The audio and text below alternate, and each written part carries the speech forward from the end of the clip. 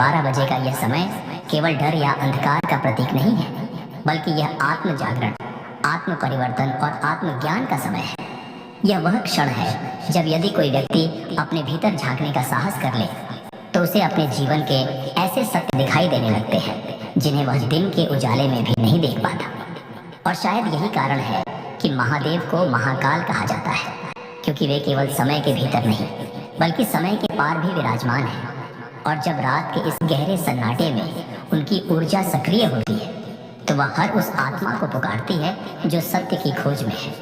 रात का वह रहस्यमयी समय जैसे जैसे गहराता है और जब निशा काल अपनी पूर्ण शक्ति में आ जाता है, तब केवल वातावरण ही नहीं बदलता बल्कि ऊर्जा का प्रवाह भी पूरी तरह अलग हो जाता है।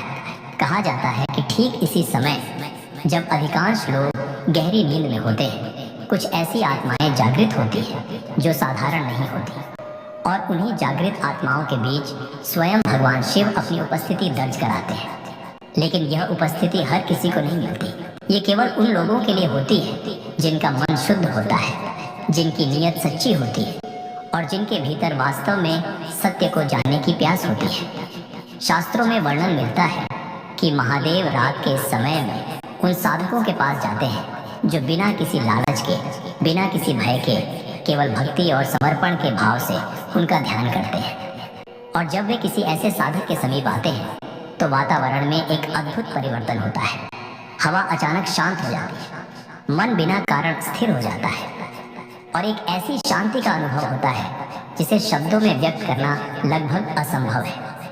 कई साधकों ने यह अनुभव किया है कि इस समय ध्यान करते हुए उन्हें ऐसा लगता है जैसे कोई अदृश्य शक्ति उनके पास खड़ी है, जैसे कोई उन्हें देख रहा है, उनकी परीक्षा ले रहा है।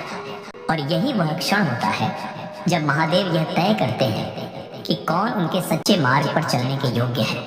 लेकिन महादेव केवल कृपा ही नहीं करते, वे परीक्षा भी लेते हैं। और यह परीक्षा किसी लिखित प्रश्न या उत्तर की नहीं होती, बल्कि यह परीक्षा होती है आपके धैर्य की, आपकी निष्ठा की और आपके भीतर के भय की। कहा जाता है कि इस समय कई बार साधक के मन में अजीब अजीब विचार आने लगते हैं, डर उत्पन्न होता है, बेचैनी अधिक प्रभाव डालती है। यदि इस समय कोई व्यक्ति नकारात्मक सोच में डूबा रहता है, क्रोध, ईर्ष्या या भय में जीता है, तो वह ऊर्जा उसके जीवन में और अधिक नकारात्मकता को आकर्षित करती है। लेकिन यदि वही व्यक्ति इस समय सकारात्मकता भी आध्यात्मिक केंद्र माना गया है, जहाँ जीवन और मृत्यु के बीच की दूरी बहुत कम हो जाती है और जहाँ एक साधक को अपने अस्तित्व का वास्तविक सत्य समझ में आ सकता है। लेकिन इस समय की सबसे बड़ी सच्चाई यह है कि महादेव किसी को भी बिना कारण अपनी उपस्थिति का अनुभव नहीं कराते। वे केवल उन्हीं के पास आते हैं जो वास्तव में तैयार होते हैं, जो अपने भीतर के अहंकार को त्याग चुके होते हैं, जो माया के बंधनों से ऊपर उठ चुके होते हैं और जो केवल सत्य की खोज में होते हैं। इसलिए गहराती जाती है और निशा काल अपनी चरम अवस्था में पहुंचता है, वैसे वैसे वह रहस्य भी गहराने लगता है जिसे साधारण मनुष्य समझ ही नहीं पाता।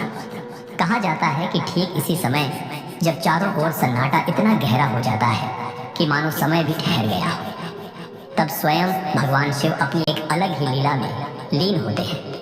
यह वह अवस्था होती है जहाँ वे केवल सृष्टि को देख नहीं रहे होते, बल्कि उसे भीतर से संचालित कर रहे होते हैं। इस समय महादेव का संबंध जो सत्य की खोज में है। और कहा जाता है कि इसी समय वे अपने भक्तों को अदृश्य रूप से मार्गदर्शन भी देते हैं। बहुत से प्राचीन साधकों और योगियों ने अपने अनुभवों में बताया है कि रात के इस समय में ध्यान करते हुए उन्हें ऐसे दृश्य दिखाई देते हैं जो सामान्य अवस्था में संभव नहीं होते।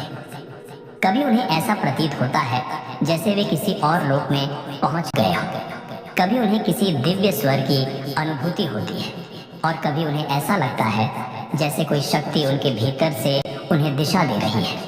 ये सब कोई कल्पना नहीं मानी जाती, बल्कि इसे महादेव की कृपा का एक सूक्ष्म रूप माना जाता है, क्योंकि महादेव सीधे शब्दों में नहीं बल्कि संकेतों और ऐसा होता है जिससे हम भागते रहते हैं। और महादेव का यही उद्देश्य होता है कि हम उस अंधकार का सामना करें, क्योंकि जब तक हम अपने भीतर के अंधकार को नहीं समझते, तब तक हम वास्तविक प्रकाश को भी नहीं समझ सकते।